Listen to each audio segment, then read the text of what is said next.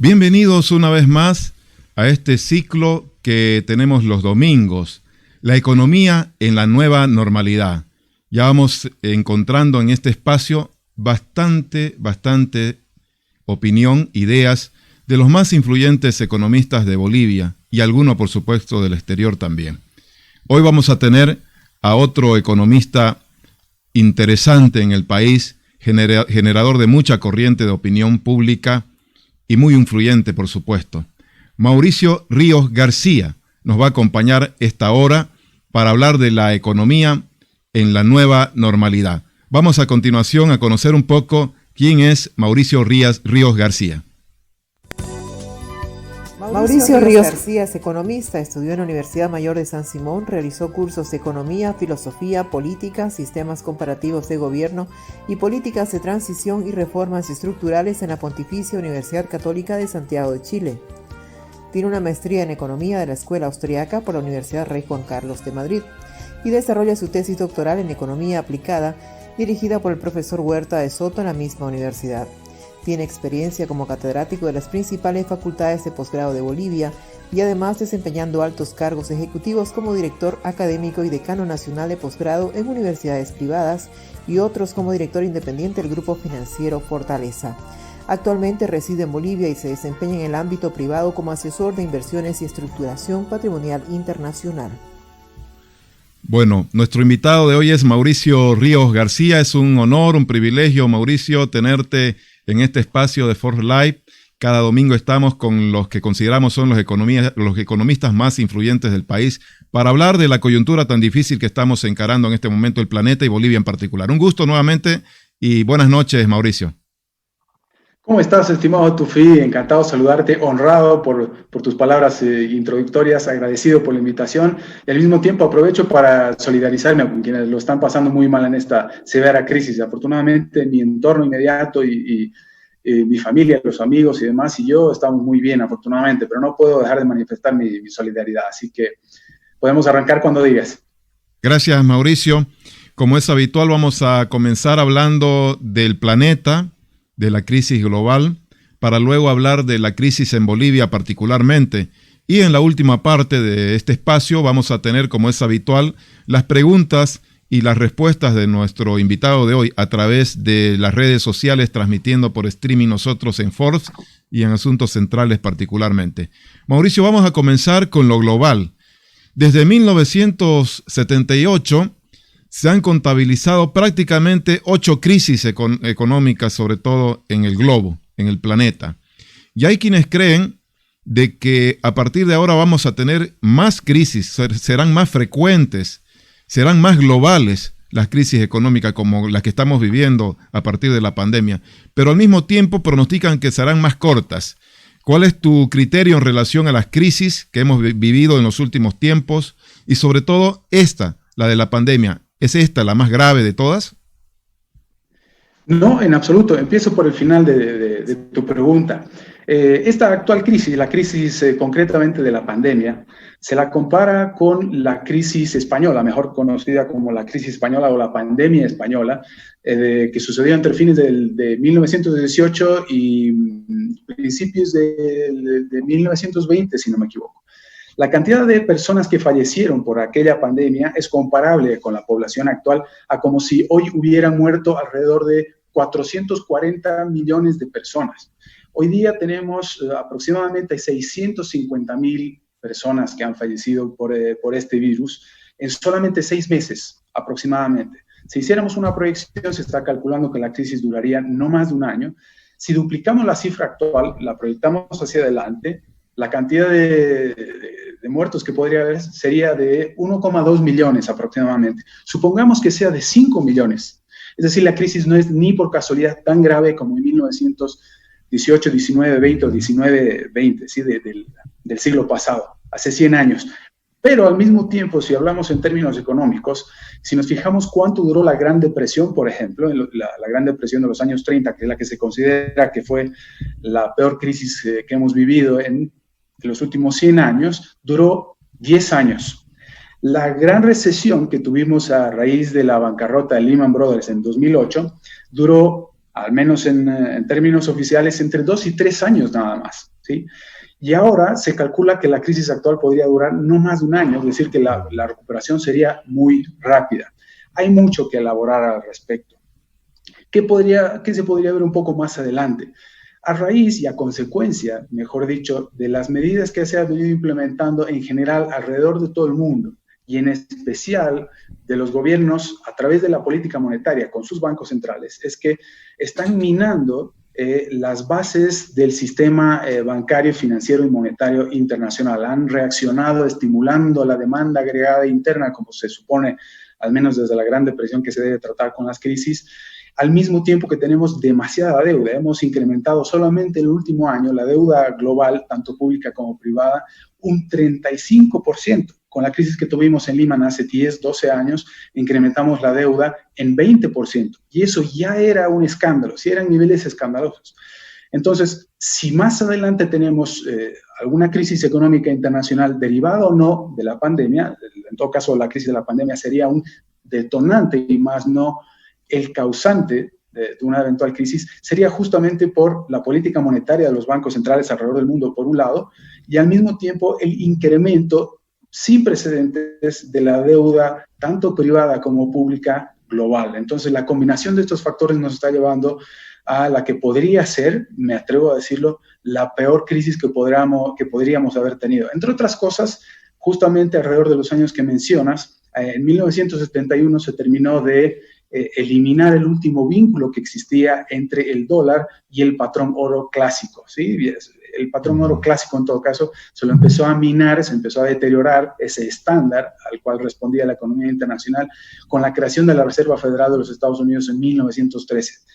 Con la creación del FMI, el Banco Mundial, alrededor de la Segunda Guerra Mundial y demás, y varios otros hitos históricos muy importantes, llegamos a 1971, terminamos cortando el último vínculo con el patrón oro y entramos a un régimen de tipos de cambio flotantes en términos generales, y donde el resto de monedas locales alrededor del mundo respaldan la emisión de su deuda o sus propias monedas, en buena parte con el dólar estadounidense. Entonces, en la medida que la Reserva Federal empieza a devaluar la moneda para estimular la demanda agregada interna, lo que está haciendo en realidad es socavando la capacidad que tiene el sistema monetario y financiero internacional de tener bases sólidas. En la medida que la Reserva Federal devalúe el dólar, pues el resto de monedas locales alrededor del mundo se van a deteriorar todavía más, al punto en el que el dólar podría terminar su condición de moneda internacional de reserva. ¿Qué podría pasar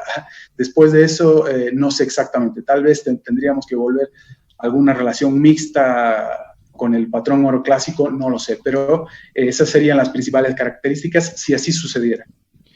Mauricio, hay quienes dicen que con la pandemia probablemente nacerá un nuevo orden mundial, un nuevo orden económico mundial. Quisiera preguntarte si crees que eso va a ocurrir o no, y qué va a cambiar o qué no va a cambiar en este que se llama un nuevo mundo a partir de la pandemia.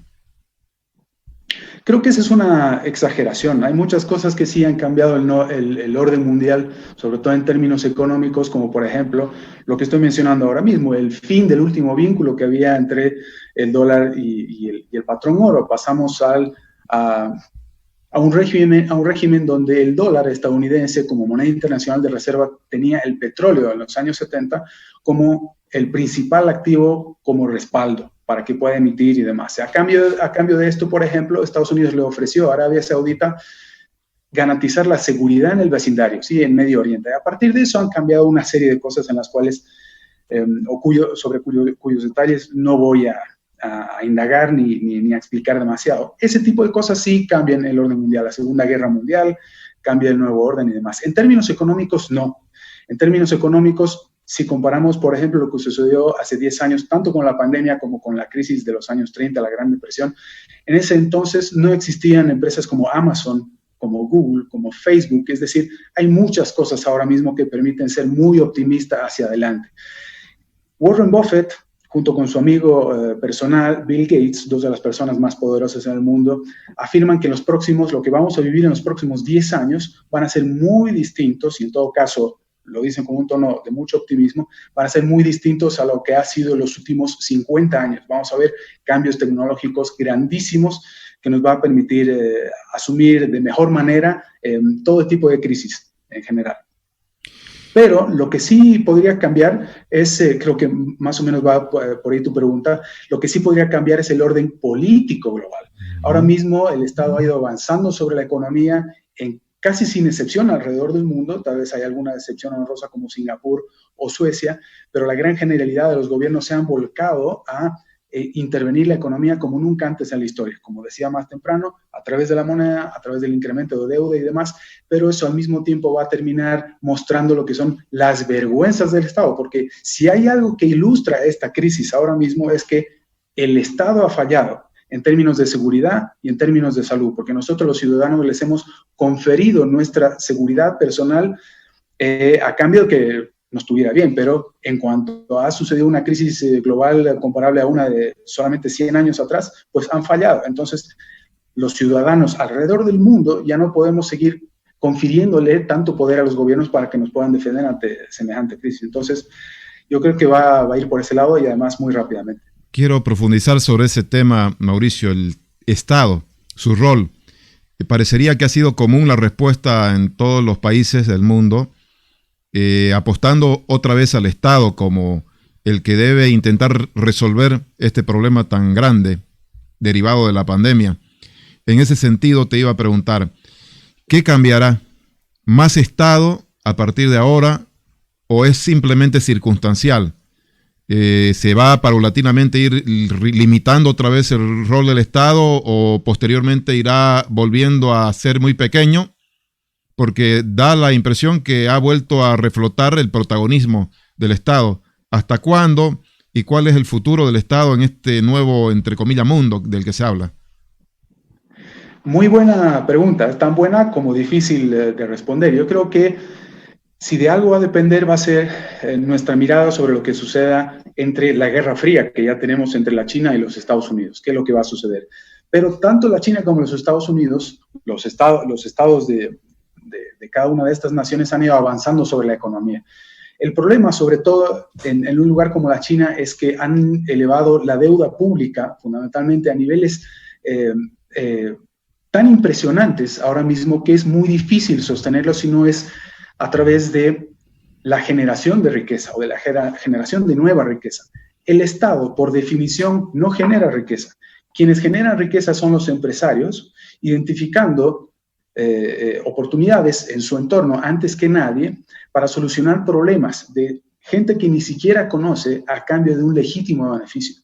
En tanto los ciudadanos, los individuos, tanto en la China como en Estados Unidos, no tengan la suficiente libertad para actuar identificando estos problemas para solucionarlos, pues o el sistema termina colapsando, no tengo ningún problema en hablar en esos términos, o lo terminamos de hacer colapsar.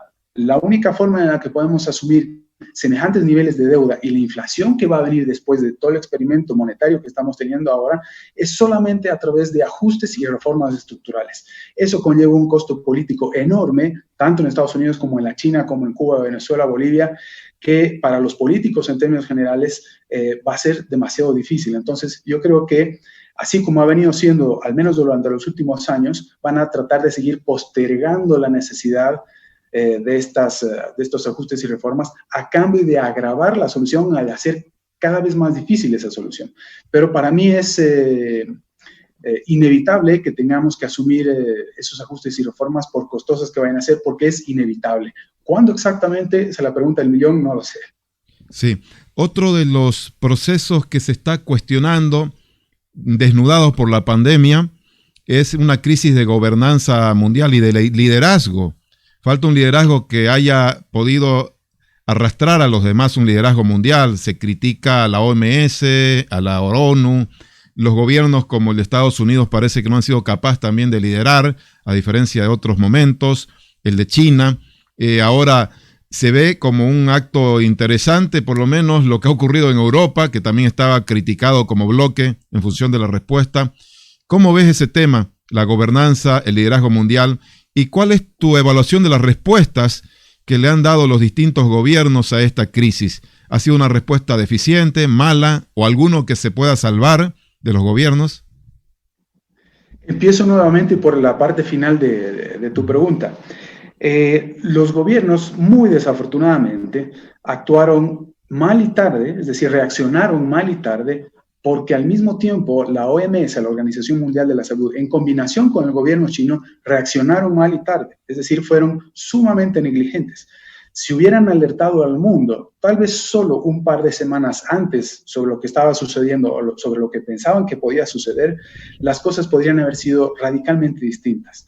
Y al mismo tiempo, el resto de gobiernos alrededor del mundo decidieron reaccionar de una forma muy similar a la que reaccionó la China, es decir, con medidas excesivamente draconianas, violando incluso derechos humanos fundamentales. Hemos visto a gente, por ejemplo, del gobierno chino, a la policía concretamente, desalojar por la fuerza a estudiantes de los alojamientos de estudiantes, vamos, sobre todo universitarios, desalojarlos por la fuerza para convertir esos establecimientos en nuevos hospitales para poder albergar a pacientes con coronavirus. Eso es gravísimo.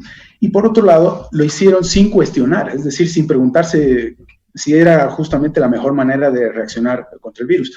Y el pretexto para reaccionar de esta manera fue que este fenómeno se trató de un gran cisne negro.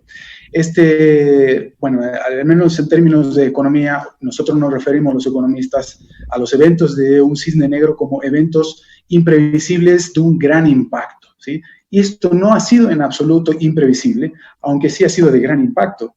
En la medida que los gobiernos traten de reaccionar en su conjunto, diciendo que nadie lo podía haber previsto, así como pasó con la gran recesión de 2008, dijeron todos que no podía haber sido previsto, cuando en realidad fueron ellos, fundamentalmente a través de sus agencias de vivienda social y de sus bancos centrales, dijeron que esta es una crisis culpa del libre mercado, que nadie la podía haber previsto y que por tanto, en la medida que era tan difícil preverlo, había que implementar medidas urgentes, significara lo que significara.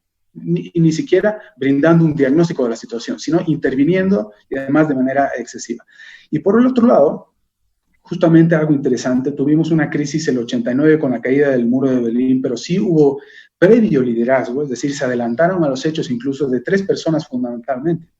El Papa Juan Pablo II, Margaret Thatcher y Ronald Reagan. Estaban diciendo hace mucho tiempo, estaban advirtiendo que el sistema, a los 75 años del sistema de la Unión Soviética, ya no daba más. Es decir, que había que abrir la economía, que había que respetarse los derechos individuales de propiedad privada y demás. No se ve ahora mismo, ni por casualidad, ni con Merkel, ni con Trump, ni con Boris Johnson, nadie con un liderazgo siquiera similar.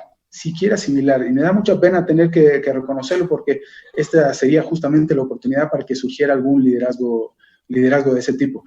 Lo único que se ha visto en todo caso, y sobre todo en América Latina, un liderazgo de este tipo que apenas empieza y espero que se mantenga y siga creciendo en todo caso, es el de la calle Pou en el Uruguay. Pero nadie más. Pensábamos que podía ser Macri, pensábamos que podía ser el de Piñera y demás, y decepcionaron, pero de cabo a rabo, y además que se equivocaron terriblemente. Entonces, lo que hay que evitar es, en todo caso, que sigan surgiendo líderes que no queremos, líderes que apunten más hacia la Unión Soviética o Venezuela y Cuba que hacia el Uruguay. En todo caso, hay que apuntar más hacia el liderazgo y al tipo de países y reformas de ajustes como en el Uruguay y no como Venezuela. Bueno, vamos a entrar enseguida a Bolivia y me están comenzando a llegar las primeras preguntas. Les agradezco a la audiencia. Vamos a planteársela a Mauricio en la segunda parte de este espacio para terminar un poco el análisis del contexto global y los roles, Estado, empresas. Mauricio, rol de las empresas. ¿Cuánto van a cambiar las empresas, el sector privado, a partir de esta pandemia? Vamos a tener empresas distintas. Hay quienes dicen que crisis es oportunidad. Con esto hay emprendimientos, hay una explosión de emprendimientos, pero no necesariamente los emprendimientos se terminan consolidando exitosamente. Se calcula que un 83% inclusive terminan en fracaso. ¿Cuál es tu perspectiva en ese sentido? La empresa privada, el sector privado, las empresas, los emprendimientos, ¿van a ser distintos después de esta pandemia? Bueno, la clase de emprendimientos o la forma de emprender va a ser exactamente igual que toda la vida, y tal vez ahora apoyados más en herramientas tecnológicas. Como decía, más temprano tenemos empresas como Apple, Google, Facebook, que hacen la vida muchísimo más fácil que hace solamente 10 años atrás. Es decir, hoy día, y por eso este es uno de los elementos que me permito mencionar para decir que soy muy optimista a largo plazo en todo caso, es porque hoy en día es mucho más fácil que emprender que hace solamente 10 años, a la vez que al mismo tiempo la humanidad nunca ha estado mejor que ahora. ¿A qué me refiero con esto? Un ciudadano promedio estadounidense, es decir, un ciudadano promedio de clase media en Estados Unidos, tiene la misma calidad de vida o incluso mucho mejor que alguien como de Rockefeller en los años 30, en los mismos Estados Unidos. Y no me refiero a que Rockefeller podía haber tenido un iPhone o que podía haber contado con Amazon, sino que simplemente cómo se trataba una muela, las caries en una muela, hace 100 años atrás, hace 80 años atrás. Las condiciones de vida que tenemos hoy son impresionantes y eso se lo debemos justamente al emprendimiento, ¿sí? Se lo debemos a la identificación del empresario como el auténtico motor en una economía, como auténtico generador de riqueza en una economía, solucionando problemas de gente que ni siquiera conoce a cambio de un legítimo beneficio. Eso es innovar. Hoy en día se necesita mucho menos que hace 10, 50, 100 años para hacer la vida mejor nuestra y la de nuestro entorno, con herramientas que hacen las cosas tanto más baratas y al mismo tiempo, si uno fracasa, también hace que el fracaso no sea demasiado grande, salvo que uno malinterprete el tamaño de su propio fracaso. Uno puede empezar con un emprendimiento subiendo fotos de su producto nada más, solamente a Instagram, y se puede comunicar de manera directa, sin intermediarios, abaratando costos de manera impresionante. Eso solamente se lo debemos al capitalismo y libre mercado. Entonces, en ese sentido, soy realmente optimista y yo no puedo adivinar qué es lo que va a suceder en el futuro, yo creo que nadie. Pero en la medida que como decía más temprano, sigamos permitiendo a los ciudadanos o les sigamos otorgando o reconociendo, mejor dicho, libertad, mientras se respetan los derechos individuales de propiedad privada, reconocer su esfuerzo y al mismo tiempo que su sacrificio sea premiado en la misma proporción, pues vamos a seguir saliendo adelante. En cuanto salgamos de la pandemia, habrá mucha gente que se habrá dado cuenta de esto y tendrá que cambiar su modo de hacer las cosas, porque la demanda al mismo tiempo va a cambiar, sí, pero la forma de emprender y de hacer las cosas es mucho mejor que hace solamente 10 años.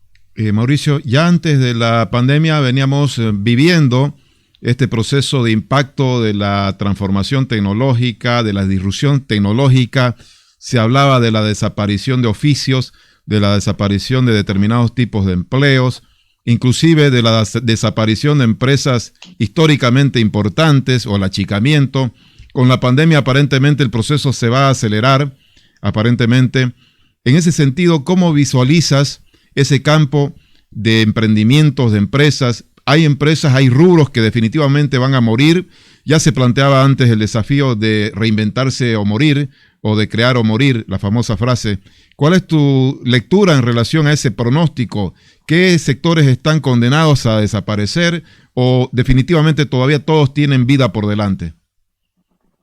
Eso justamente, como mencionaba también más temprano, eso no lo determina ningún economista, sino fundamentalmente los empresarios, quienes pueden adelantarse hacia el futuro, quienes tienen la visión de, o si tratan, si tú quieres, de adivinar lo que va a suceder en el futuro. Es un asunto casi exclusivamente de los empresarios y fundamentalmente los que emprenden y además tratando de innovar. Esto no es nada fácil en absoluto. Los economistas hemos mal acostumbrado a la gente a decirles qué es lo que tienen que hacer, qué es lo que deben priorizar. Nos atrevemos incluso a diseñarles la vida asignando sus productos. Tenemos que decirles qué es lo que tienen que priorizar en su vida, cuál es el orden de factores que deben llevar adelante. Esto es sumamente perverso. Esto es planificación vertical y solamente nos puede llevar al desastre. Y es algo que sucede solamente en Venezuela. En un caso, por ejemplo, particular como el de Bolivia, sí me atrevería a decir que hay que tener cuidado, por ejemplo, con invertir ahora mismo en sectores que previamente estuvieron sobreestimulados o hiperestimulados, como por ejemplo el sector de la construcción, ¿sí? El sector de la construcción fue específicamente estimulado e incluso hiperestimulado por el anterior gobierno a través de los mecanismos justamente que mencionaba más temprano, el caso de China o Estados Unidos, de estímulo de la demanda agregada interna, entre otras cosas con la expansión de la masa monetaria, al mismo tiempo con la expansión del crédito a niveles artificialmente baratos, ¿sí? Lo que ha estado haciendo la pandemia, ya teníamos una economía muy difícil de sobrellevar previamente. Y lo que ha hecho la pandemia ha sido detonar lo que yo considero que ha sido una burbuja previamente. Detona la burbuja que muy probablemente podría haber habido en el sector de la construcción y todavía falta mucho para que se corrijan toda esa serie de errores generalizados de inversión a los que se ha inducido a los empresarios a invertir. Por ejemplo, el sector de la construcción no es que no van a haber oportunidades, sino que habría que tener más cuidado que antes en invertir en esos sectores, por ejemplo, ¿no? Pero al mismo tiempo, así como ha habido recursos o sobreinversión de recursos en determinados sectores, también ha habido falta de recursos en otros, de manera simultánea. Y a las pruebas me remito. El ejemplo más fácil que puedo citar es justamente el sector de la salud. Mientras hemos visto infraestructura, carreteras, estadios y demás que sobraba, incluso colegios u hospitales que se han construido, más tarde no ha habido médicos, no ha habido enfermeras, no ha habido personal para atender semejante cantidad de infraestructura que se ha creado y al mismo tiempo de capital que se ha destruido previamente. ¿Sí? Si hay oportunidades ahora mismo, tal vez no de manera inmediata, me voy a complicar si explico un poco más a detalle esto, pero para que quede claro para la gente, si hay algunos sectores que fácilmente se pueden identificar donde hay oportunidades, es el sector salud, y no necesariamente construyendo edificios. Por ejemplo, algunas de las clínicas que se amenazó o que hubo un exabrupto por ahí, que se pensaba que se las podía expropiar, por ejemplo, ellos lo van a hacer espectacular, porque tal vez sin saber lógicamente que iba a haber esta epidemia, van a ser los más beneficiados. Sí, probablemente vayan a ser muy solidarios y qué sé yo, pero por un lado yo tendría mucho cuidado con el sector de la construcción en general y al mismo tiempo vería con el mismo cuidado de invertir, por ejemplo, en el sector salud. Muy bien. Vamos a entrar ya a Bolivia, Mauricio. Más de 5.9%, 6% ya el negativo del Producto Interno Bruto previsto para este año, ya estamos por ahí. ¿Cuánto va a durar esta crisis? Es la pregunta que le hacemos a todos los que han estado invitados al programa. No tengo la menor idea. Y además me atrevo a decir que el que trate de responderte muy probablemente te está mintiendo, porque la cantidad de incertidumbre que estamos teniendo con los planes ahora mismo se incrementa con día que pasa. Es decir, en la medida que traten de evitar que haya una crisis, la crisis va a ser más grande todavía más adelante. ¿Sí? Eso es lo que más claro debe estar establecido. Lamentablemente lo que vengo observando hace unos 4 meses o incluso desde octubre, tanto con los planes de gobierno de todos los candidatos en mayor o menor medida, o de dirigentes empresariales y demás, por muy buenas que sean sus intenciones, apuntan de una u otra forma, insisto en decir, a tratar de revivir o tratar de sostener el modelo que el movimiento del socialismo había implementado ya en el 2006. Ese es el gran problema. Ya previamente el modelo venía agotándose. Desde 2013, 2014, hemos empezado a vivir desaceleración en la medida que más ha ido gastando el Estado. En la medida que hemos incrementado más la deuda, que hemos abaratado más el crédito artificialmente, en la medida que más hemos incrementado la deuda, tanto pública como privada, la economía se ha ido desacelerando. Y me imagino que si no venía esta pandemia, íbamos a terminar en recesión no mucho más adelante. Entonces, la recuperación va a depender de cuán pronto podamos cambiar el modelo estructural de crecimiento y no necesariamente de generación de riqueza que se implementó hace 15 años en el país. Así que, insisto, en la medida que tratamos de salvar ese modelo ya agotado, obsoleto, muy malo, que solamente sirve para crecer a corto plazo, pero no para generar riqueza a largo plazo, va a ser mucho más difícil salir de la crisis. Así que, si me apresuras un poco en darte una respuesta, podríamos muy probablemente tener una recuperación en forma de L o de B chica asimétrica, una recuperación sí visible, pero muy lenta. Es decir, el mejor de los escenarios de esta inflación, por todo lo que se viene haciendo ahora, el mejor de los escenarios creceríamos demasiado poco durante demasiado tiempo. Entonces, hay que ver con ojos muy distintos a los que se está observando ahora mismo la economía nacional. O hacemos ajustes y reformas estructurales ahora mismo y además con estrategia de shock, o lo vamos a pasar muy mal y vamos a tener que asumir de alguna u otra forma una nueva crisis comparable. Así que vamos a ver qué pasa todavía con la economía nacional. Muy bien, me parece interesante lo que estás diciendo en términos de los planes, las ofertas electorales en el ámbito económico por parte de los 8 candidatos. Tu conclusión de que todos apuntan a mantener, entre comillas, el modelo que venimos viviendo o que se viene desarrollando desde hace 14 años probablemente. No encontrás ninguna excepción por lo que leo en tu explicación. En ese sentido, ¿cuál es la explicación, Mauricio? ¿Por qué no hay alguien, un liderazgo político, que se atreva a plantear algo distinto a lo que hay como modelo actualmente? ¿Por qué tiene que ver con un escollo ideológico, con algún tipo de complejo, con un electorado que valora mucho más todavía ese otro modelo? Bueno, primero que sí hay diferencias entre las propuestas de unos y otros candidatos, aunque solamente gradual. Hay unos muy malos y hay otros menos peores, si tú quieres.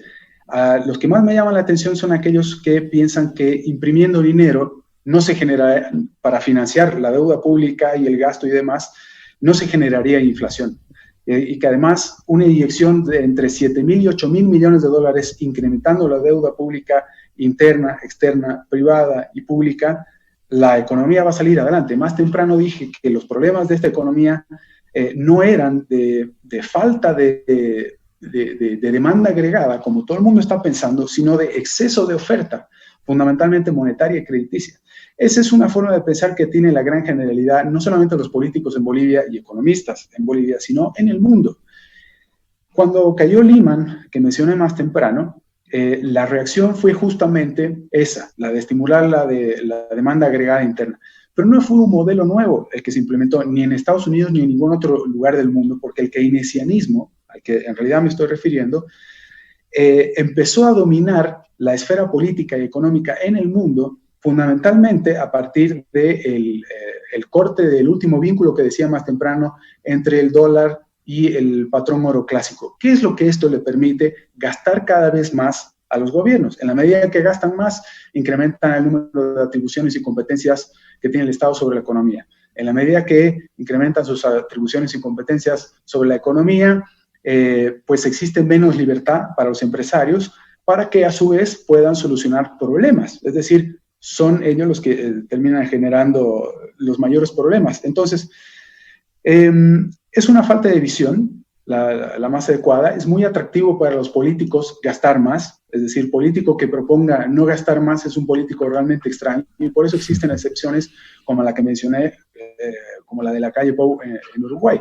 Han habido muchas otras excepciones honrosas, pero la más cercana es justamente la de la calle Pou. Y para responder a tu pregunta, ese es el problema. No hay ningún político, porque sería sacrificarse a sí mismo, por más que digan... no es rentable electoralmente para nadie. Bueno, exactamente, para hacerlo... pero en Sudamérica o a nivel global. ¿En Sudamérica o a nivel global? A nivel global, estimado Tufi, porque insisto en decir, a partir de la crisis de Lima en el 2008, todos los gobiernos alrededor del mundo vienen haciendo exactamente lo mismo. Y me atrevería a decir que incluso desde Jimmy Carter en Estados Unidos a fines de los 70, no ha habido cambio de modelo. Todo ha sido keynesianismo y bueno, seguimos hasta terminar de destruir probablemente el sistema monetario y financiero internacional. Espero que no. Has mencionado algunas de las ideas de qué no se debe hacer con la economía y te quiero preguntar al respecto. ¿Qué no se debió hacer en esta transición con la economía, en esta etapa de transición del gobierno transitorio? Porque luego te voy a preguntar qué crees que se debe o debió hacer. ¿Qué es lo que no se debió hacer o no se debe hacer en esta etapa de transición que estamos llevando adelante en Bolivia mezclada con una pandemia, en la economía concretamente? Bueno, me parece una excelente pregunta, pero necesito separar en dos mitades, en dos periodos el inicio, tal vez en 6 meses, 6 u 8 meses, 4 y 4 probablemente. Y me refiero de manera más concreta a lo que hizo el licenciado José Luis Parada los primeros 3 o 4 meses del gobierno transitorio. Estuvo excelente primero, debo reconocerlo, no haber devaluado la moneda. Previamente todo el mundo decía que la solución a todos nuestros problemas pasaba por devaluar la moneda, incurrir en una devaluación cambiaria. A pesar de que incurrimos en una devaluación en el mercado secundario, se ha mantenido estabilidad no solamente en la economía general, sino y sobre todo en el sistema bancario y financiero. Eso es fundamental, es muy importante. Por otro lado, recortó el gasto mientras pudo sin tener que incurrir en reformas estructurales, porque el problema aquí es el gasto estructural, no necesariamente el gasto de coyuntura o en sueldos y demás. O sea, lo más duro está, por ejemplo, en las empresas públicas y demás. Me hubiera encantado que se liquide buena parte de las empresas públicas. Por ejemplo, vamos a hablar un poco más adelante sobre esto. Sí. Eso estuvo espectacular, porque al menos se tuvo de esa manera, aunque sea pequeño, el margen para poder asumir la crisis que estamos viviendo ahora mismo. Nadie se imaginó en un principio que la cuarentena iba a durar 4 meses, tenía que hacer entre 2 semanas y un mes nada más, y ahora vamos 4. Tal vez si recortábamos todavía más, implementábamos o asumíamos recortes del gasto público estructural más agresivos, podríamos haber tenido mucho mayor margen para redirigir recursos públicos para hacer frente a la pandemia, para contratar personal y demás, establecer hospitales con mayor velocidad, urgencia y demás. Eso por un lado, eso estuvo muy bien. El problema fue en cuanto empezamos a los bonos. La política de expansión crediticia y monetaria, que dije más temprano, es fundamentalmente la causa de las crisis económicas generalizadas alrededor del mundo, donde sea. Se ha dicho que estos bonos han tenido un buen efecto. Yo digo, primero, que las políticas públicas no se las juzga por sus intenciones, sino por sus resultados. Y segundo, que todavía no estamos viendo los verdaderos efectos de haber ampliado o haber expandido todavía más el crédito artificialmente barato ya previamente y la masa monetaria. Todo eso eventualmente se va a convertir en esta inflación, ¿sí? Lo hago breve. ¿Qué es la inflación? En términos generales es demasiado dinero persiguiendo demasiados pocos bienes, ¿sí?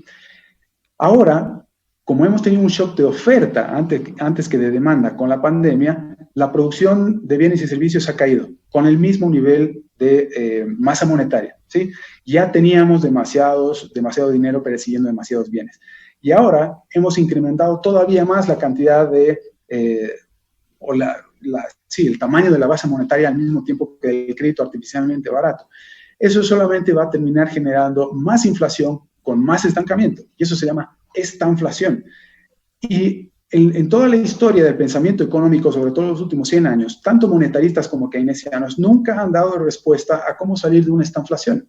Si ya tienes inflación, los keynesianos afirman, así como un candidato está diciendo ahora mismo que la inflación es lo que nos va a permitir llevar adelante, yo digo, la inflación nos arruina tanto más que solamente encarece los costos de inversión en el país. En la medida que encarezcan los costos, cae el empleo, sube la pobreza y demás, y nos hace cada vez más difícil asumir el agravamiento de la crisis o cualquier otra crisis que pueda venir más adelante. Entonces, hay que esperar todavía los efectos. Yo creo que lo peor no ha pasado todavía.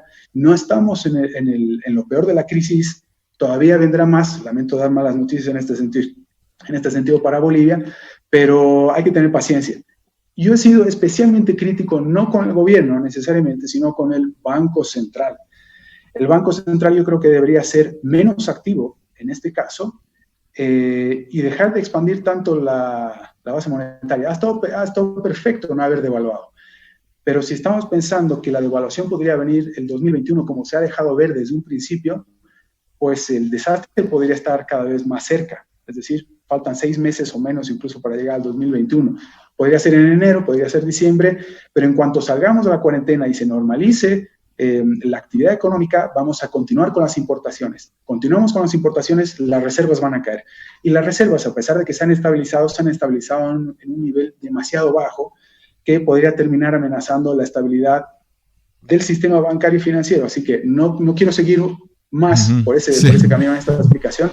Y ya saben más o menos por dónde van los problemas. Así que a mí me preocupa mucho la situación. En la medida que no sepamos atraer inversión o dólares frescos, vamos a tener cada vez más problemas. Muy bien. Sobre lo que se debe hacer a partir de ahora, Mauricio, y se está opinando mucho de que la única fuente de financiamiento que queda es básicamente el crédito externo, el endeudamiento. Inclusive se han mencionado cifras probablemente de cuánto se necesita. Algunos dicen hasta 5,000 millones de dólares. ¿Es ese el camino? Estás mencionando la atracción de inversión privada también como uno de los elementos centrales. Pero el camino es el endeudamiento. No queda otra alternativa que contraer crédito internacional para además inyectar en la medida de lo posible en esta crisis, dicen, la mayor cantidad de recursos para estimular la demanda. Inclusive hay quienes dicen sin importar el aumento del déficit fiscal, por ejemplo. ¿Cuál es tu criterio al respecto? En mi criterio es sí, el incremento de deuda pública, pero con una condicionante sumamente importante. si vamos a saber administrar los últimos recursos que vamos a poder tener. En mi criterio, si nos vamos a endeudar, tiene que servir para una sola cosa, que es para poder financiar la migración del antiguo modelo económico establecido por el movimiento del socialismo hace 15 años, para pasar uno nuevo, ¿sí?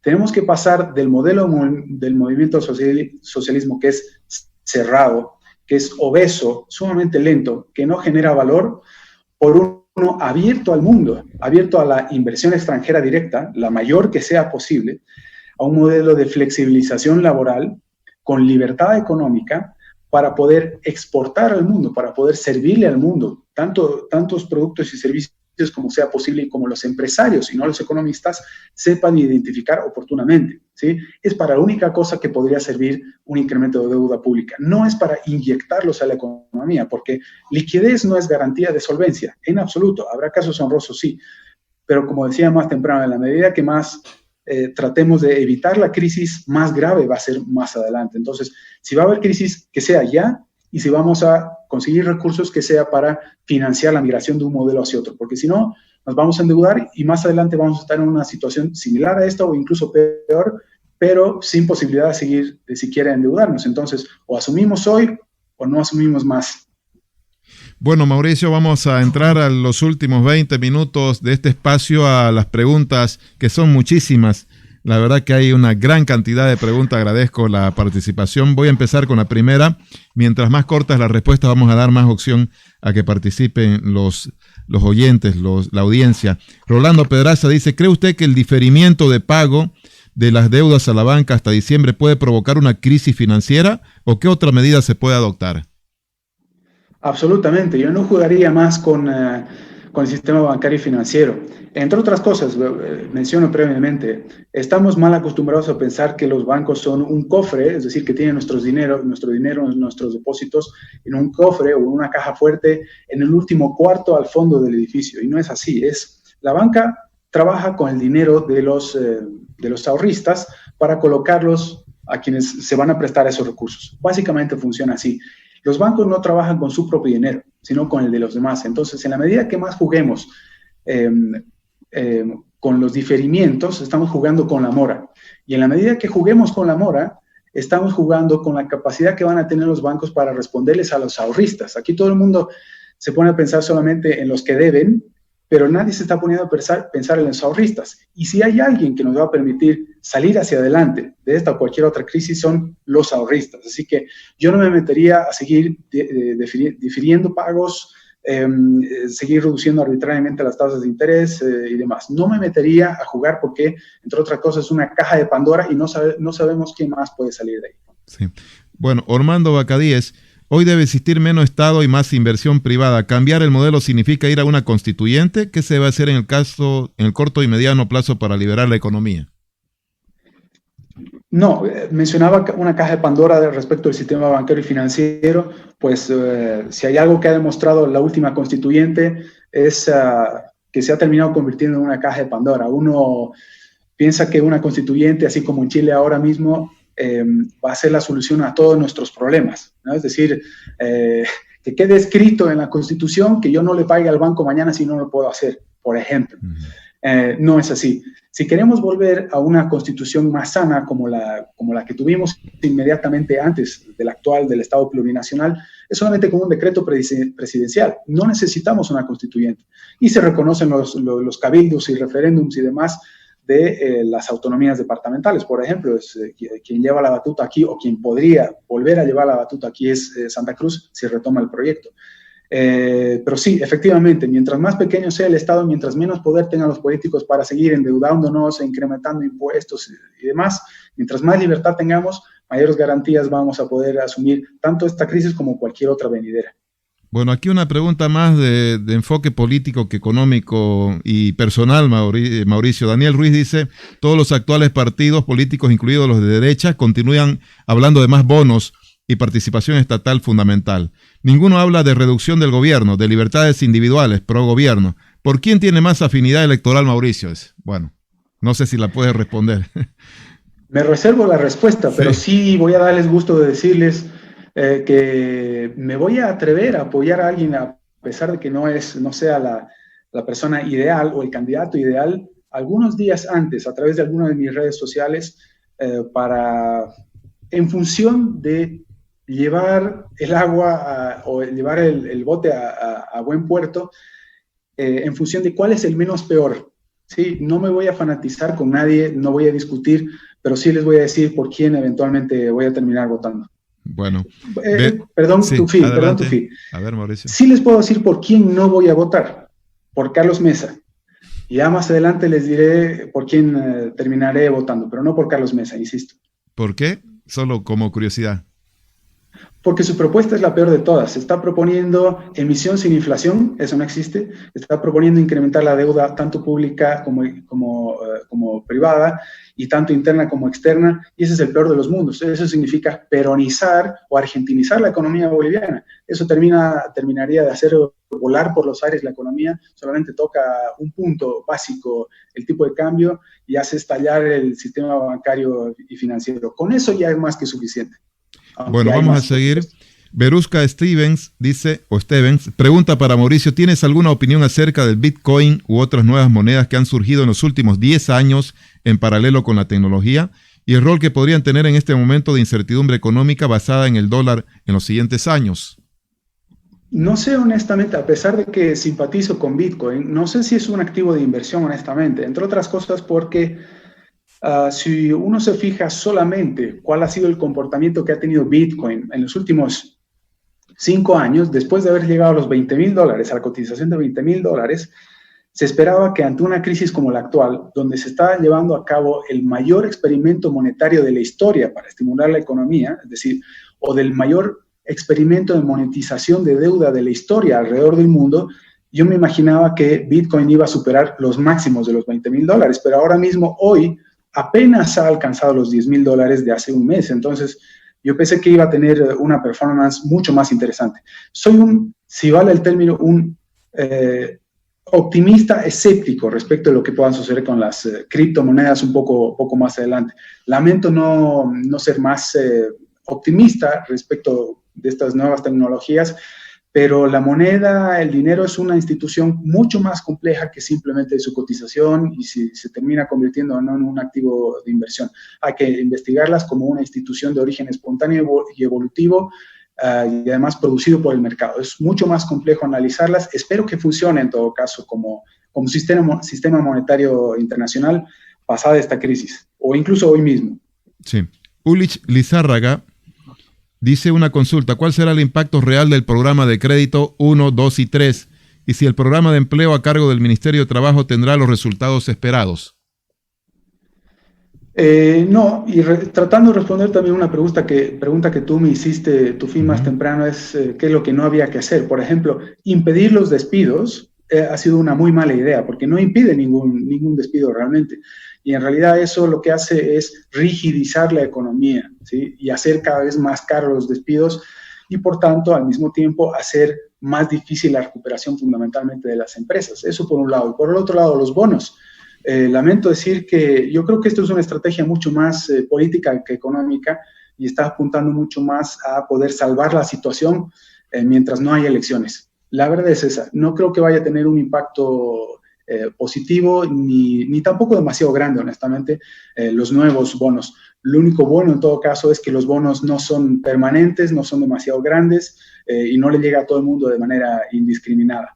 Hay que dejar de jugar con el estímulo de la demanda agregada interna a través fundamentalmente del crédito artificialmente barato y la expansión monetaria local. Siguiendo en esta línea política que es inevitable ya en estos tiempos, Mauricio, dice Francisco Pizarro: ¿crees que las elecciones van a acelerar o frenar la recuperación de la economía boliviana? Buena pregunta. A mí me encantaría que el actual gobierno de Yanine Áñez hubiera empezado ya con los ajustes y reformas de manera previa, es decir, antes. Yo entiendo a la gente que dice que, como se trata de un gobierno transitorio, no se debe hacer ningún ajuste ni reforma porque no le toca. Yo digo, pues el costo de no tocar ahora mismo la economía o de tratar de seguir con el modelo es muchísimo más costoso, valga la redundancia, de lo que cualquiera se podría imaginar. Es decir, tenemos que empezar a generar riqueza hoy. Tenemos que darle garantías y oportunidades a la gente de empezar a generar riqueza para poder asumir compromisos previos para poder pagar deuda, generar dólares, atraer, qué sé yo, porque una devaluación, como decía más temprano, puede ser terrible. Pero no lo está haciendo el actual gobierno justamente porque está en elecciones. ¿Sí? Por un lado se le pide que no haga nada y por el otro lado yo considero que no está haciendo nada porque está en elecciones y con la economía no se juega, es decir, la economía no espera. En la medida que no haya ajustes y reformas va a seguir cayendo, indistintamente cuál sea el gobierno. Sí. Aquí una pregunta amplia, pero tiene que ver con lo que decías, inversión extranjera, Mauricio. Jaime Kors, ¿cómo podemos atraer mayor inversión extranjera? Primero, bueno, son muchas las cosas que se podría hacer. Lo que más me da pena decir es que no sé si se ha hecho el intento siquiera de atraer inversión extranjera directa desde noviembre. La cantidad de tiempo que hemos perdido como para poder hacer esto ha sido demasiado grande, va a terminar siendo demasiado costoso. Pero entre otras cosas, primero, desde luego, seguridad jurídica, respeto a los contratos, al mismo tiempo flexibilidad laboral, incentivos fiscales fundamentalmente, que es algo que justamente está haciendo el mencionado Lacalle Pou en Uruguay, establecer un régimen de competencia fiscal, no de pacto fiscal, como se ha venido hablando durante los últimos años. El pacto fiscal nos va a generar solamente más problemas. Tenemos que establecer un régimen de competencia fiscal. En la medida que tengamos menos impuestos, más bajos, más fáciles de pagar y más sencillos, pues más oportunidades vamos a poder atraer, más oportunidades vamos a tener de poder atraer cuanta más inversión extranjera directa sea posible. Así como, por ejemplo, el mencionado Uruguay o como Panamá y demás. Existe la posibilidad. No necesitamos convertirnos en Singapur mañana, sino en la nueva Panamá o en el nuevo Uruguay. Ese es el camino. Walter Gumucio, ¿está de acuerdo en reducir los impuestos? Absolutamente. Creo que es lo que he respondido previamente. Siempre, en cualquier momento y ante cualquier circunstancia, recortar impuestos es definitivamente la respuesta, pero al mismo tiempo tratando de que eso se complemente con un recorte del tamaño del aparato público burocrático, ¿no? Porque si tú reduces impuestos pero sigues teniendo el mismo tamaño del aparato público burocrático, nos va a llevar a tener que hacer un esfuerzo todavía mayor. Entonces, si vamos a recortar impuestos, tenemos que recortar de manera simultánea el tamaño del aparato público. Bueno, Gustavo Rojas Quintana, una pregunta que siempre se la plantea, y además otra voy a agregarle que está dentro de varias intervenciones. El tipo de cambio, ¿hay que modificarlo, no modificarlo? Y el tema de la devolución de los aportes a las AFPs, Mauricio. El problema del tipo de cambio no tiene que ver solamente con precios y además precios relativos respecto del exterior. El tipo de cambio se lo resuelve con ajustes y reformas estructurales al interior, ¿sí? Tenemos el mismo tipo de cambio desde fines del 2011 y sin embargo se ha ido encareciendo porque, entre otras cosas, no hemos podido exportar. Y no hemos podido exportar porque se ha ido haciendo cada vez más caro exportar a través de medidas como el doble aguinaldo, el incremento del salario mínimo, hacer cada vez más difícil despedir a algún empresario que no me sirva y al mismo tiempo y pidiéndoles a estos empleados reubicarse nuevamente en aquellos sectores donde sí sea necesaria esa fuerza laboral y demás. Es decir, en la medida que podamos reducir en términos reales, en la economía real, los costos de inversión, pues menos necesidad va a haber de tocar el tipo de cambio. Si tú, por el contrario, tocas el tipo de cambio hoy día, vas a generar como mínimo una corrida bancaria y además que al mismo tiempo vas a terminar provocando la explosión del balance del conjunto del sistema bancario y financiero. Y aquí engancho con el problema de las AFPs. Es otra caja de Pandora. Al igual que la Asamblea Constituyente o la Constitución y demás, no sabes qué puede salir de todo esto. Entre otras cosas, para hacerlo sencillo también, solamente fíjense en el debate que se está llevando adelante, no solo ahora mismo en Chile sobre las AFPs, sino el debate que viene llevando desde los últimos 3 años. La extrema izquierda ha estado tratando de atacar al sistema de AFPs en Chile, pero en términos políticos. Si nosotros estamos haciendo lo mismo en Bolivia, por muy buenas que sean nuestras intenciones, vamos a terminar generando los mismos problemas que ahora mismo se está provocando en Chile. En Chile están proponiendo retirar el 10%, de hecho ya se ha aprobado esta semana, el 10% de los aportes a las AFPs. Esto significa mucho más de lo que parece, porque para empezar, retiras el 10% de los aportes de las AFPs, pero eso significa descapitalizarla en por lo menos 9 veces más. Y si descapitalizas las AFPs, para empezar, se van a ir. Y segundo, si se van, vamos a tener que volver al sistema de reparto que quería implementar el movimiento al socialismo. Nosotros implementamos las AFPs alrededor del 96-97 para poder solucionar un problema del sistema de reparto que no funcionaba. Uno no sabía cuánto portaba, cuánto le iba a tocar, se lo robaban, lo utilizaban para hacer política, para hacer política económica y demás. Así que yo no tocaría las AFPs. Yo sé que hay muchas propuestas, unas más interesantes que otras, otras muy malas, la gran generalidad. Pero si tocamos ahora mismo las AFPs, es demasiado costoso y es una caja de Pandora de la que además no sabemos cuántas cosas pueden salir de ahí. Y además el sistema bancario se termina destruyendo porque al menos el 60% de las inversiones de las AFP son en DPFs de los bancos. Es decir, les estás quitando la posibilidad a largo plazo a la gente de jubilarse de la mejor manera posible y al mismo tiempo estás amenazando, casi de muerte incluso, generaríamos una crisis sin precedentes en el país en el corto plazo, concretamente en el sistema bancario. Así que yo no tocaría en absoluto las AFPs. Me quedan 4 o 5 minutos más, Mauricio. Voy a tratar de plantear 3 últimas preguntas. Hay muchas, pero el tiempo siempre es limitado. Melvi dice, Mauricio es libertario, abraza el liberalismo. ¿Esta corriente es posible en Bolivia después del socialismo incrustado en el Estado boliviano durante 14 años? Sí, absolutamente. Soy liberal. Uno de los economistas que más sigo se llama Ludwig von Mises y recomiendo leer no solamente su tratado de economía que se llama La acción humana, que aunque es duro, son más de 1000 páginas. Si acaso fuera una lectura demasiado dura y densa al mismo tiempo y extendida, no es paralelo como una novela, yo recomendaría leer Economía en una lección de Henry Hazlitt, los libros de Thomas Sowell o a Frederic Bastiat, El camino de servidumbre de Hayek, Libertad de elegir de Milton Friedman, La rebelión de Atlas de Ayn Rand, y con eso tienen bastante, con eso tienen suficiente. Esos son los libros con los que inicialmente me he formado hace ya buena cantidad de años, no voy a decir cuántas, pero es lo mínimo que me atrevo a sugerir. Gracias, Mauricio. Fran Gustavo, pero Mauricio, ¿cómo se enfrenta el primer periodo de shock de la pandemia sin bonos, dice? El primer periodo de shock de la pandemia sin bonos. ¿No se puede hacer una esterilización monetaria a la par de entregar los bonos y subsidios?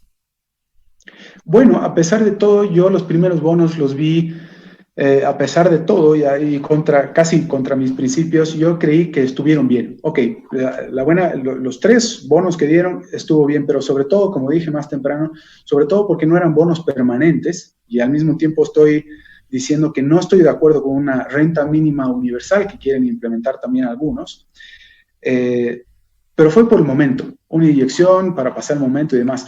Pero ya que la cuarentena se ha extendido tanto a los 4 meses, mayor liquidez en la economía nos va a generar todavía más problemas. Nada más. Eso no le va a permitir al empresario volver a emprender. Las garantías que uno necesita para acceder a un nuevo crédito o extender el que ya tiene ahora mismo siguen siendo igualmente rígidas que en el pasado. Abaratar artificialmente el crédito nos va a llevar a seguir cometiendo los mismos errores generalizados de inversión que hemos cometido durante la etapa del auge y que ahora de manera inevitablemente tenemos que corregir. Así que ya no más bonos, no más expansión artificial del crédito ni de la masa monetaria, apertura de la economía, debemos salir de la cuarentena. ¿Bajo qué principio además? Y aquí me adelanto. Nosotros los individuos, todos los ciudadanos en su conjunto, debemos ser capaces, debemos tener libertad, debemos ser capaces de elegir los riesgos que podemos asumir. No hay más, no podemos seguir indefinidamente en la cuarentena, ¿sí? Pero además digo, todos los ajustes y reformas que estaba proponiendo un poco más temprano, ojalá los hubiéramos hecho durante la cuarentena, porque ya habíamos hecho todo el esfuerzo durante la cuarentena. Y ahora al salir de la cuarentena vamos a seguir haciendo el esfuerzo porque tenemos el mismo modelo del movimiento al socialismo de los últimos 15 años. Vamos a tener que salir nuevamente de esta economía sumamente rígida, pesada, obesa, obsoleta y demás. Sí. Lamento si me he extendido demasiado. No, está bien, me queda para una pregunta más. Ya has contestado la vinculada a impuestos, que hay varias de ellas que se plantean por ahí, la misma que tipo de cambio, en fin. Aquí hay una que me parece interesante, que tiene que ver también con visión de organización del Estado y el tema del federalismo. Bruno Mogrovejo, con esta vamos a ir concluyendo porque el tiempo se nos va. Bruno Mogrovejo dice, Mauricio, ¿cuál crees que sería el impacto en la economía nacional y a nivel departamental bajo un Estado federalista? Bueno, un Estado federalista no se alejaría demasiado en términos prácticos de un Estado autonomista, es decir, con autonomías departamentales. Pero sobre todo un departamento como Santa Cruz tendría más éxito en la medida que sea capaz de implementar, como decía más temprano, competencia fiscal y no si se encierra en el pacto fiscal. Si Santa Cruz tiene o encuentra más adelante la oportunidad de establecer sus propios impuestos para bajarlos, no para reducirlos ni crear nuevos, para bajarlos y no para incrementarlos ni crear nuevos, pues mejor le va a ir, porque comparativamente hablando con el resto de los 8 departamentos, sería el que más inversión extranjera directa sea capaz de atraer. Ese es buena parte del secreto, vamos, y para hacerlo sencillo y ya cerrar este autofil, lo que yo propongo es volver al 21060, al plan de todos, rescatar lo bueno que haya tenido ambos planes, desechando lo malo que haya habido, por supuesto, y a seguir para adelante. Una reforma de tercera generación combinando ambas y solucionando sus errores de inicio. Nada más. Entre otras cosas, dolarización. Sí, gracias Mauricio. Realmente brillante, creo yo, la entrevista. Mauricio Ríos García estuvo con nosotros esta noche. Lo pueden seguir a Mauricio en redes, tiene su blog y tiene espacios donde usted puede leerlo y verlo cada día en términos de opinión de su vida. ¿Dónde, Mauricio, para que la gente que te está conociendo, que aquí está muy feliz de haberte conocido, veo varias intervenciones, ¿dónde te pueden seguir? Estoy honrado de haber recibido tu invitación y haber conversado contigo, estimado Tufi. Pueden entrar en mi página web, ya tiene varios años, que es riosmauricio.com, en Twitter @riosmauricio y en Facebook algo similar también. Todas mis redes están en riosmauricio.com, ahí me pueden seguir. Y pueden suscribirse también a mis actualizaciones. Muchas gracias, Mauricio, por esta entrevista y este encuentro. Ojalá volvamos más adelante a encontrarnos. Creo que ha quedado satisfecha la audiencia con esta entrevista. Nosotros volveremos el próximo domingo con otro entrevistado, otro personaje de los economistas que consideramos más influyentes del país y probablemente de afuera también estaremos conversando. Un abrazo grande, gracias por seguirnos. Abrazo grande, Mauricio, una vez más. Hasta pronto. Un fuerte abrazo, estimado Tufi. Un saludo a toda tu teleaudiencia. Gracias. Y gracias de nuevo. Buenas noches.